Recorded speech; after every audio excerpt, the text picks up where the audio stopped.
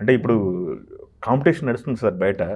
విద్యా వ్యవస్థ మీదలో కాంపిటీషన్ నడుస్తుంది. చదువుకోవాలి, చదువుకోలేకపోతే అది ఇది అని చెప్పేసి భయపెట్టేసి చిన్న పిల్లల్ని కూడా. భయపెట్టంగా నిజం అది. ఆ! చదువుకోవాలి. అప్పుడు రోజులు ఏదో చెల్లింది తప్పితే హ్మ్. ఇప్పుడు కంపల్సరీ చదువుకోవాలి. చదువు కంపల్సరీ ఉండాలి. ఓకే. అవును. బాబు ఇప్పుడు హీరోగా చేస్తున్నారు కదా! అవును.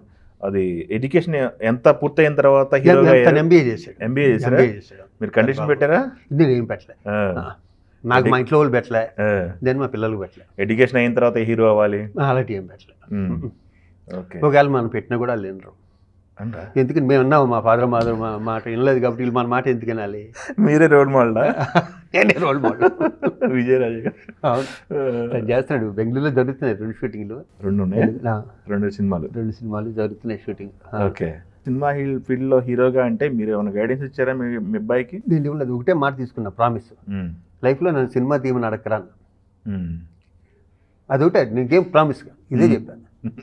కృష్ణ గారిని చిరంజీవి గారిని ఆదర్శంగా తీసుకొని ఓపెనింగ్ రోజు చెప్పా, నన్ను సినిమా తీయమని అడగకు. ఓకే. అంతే.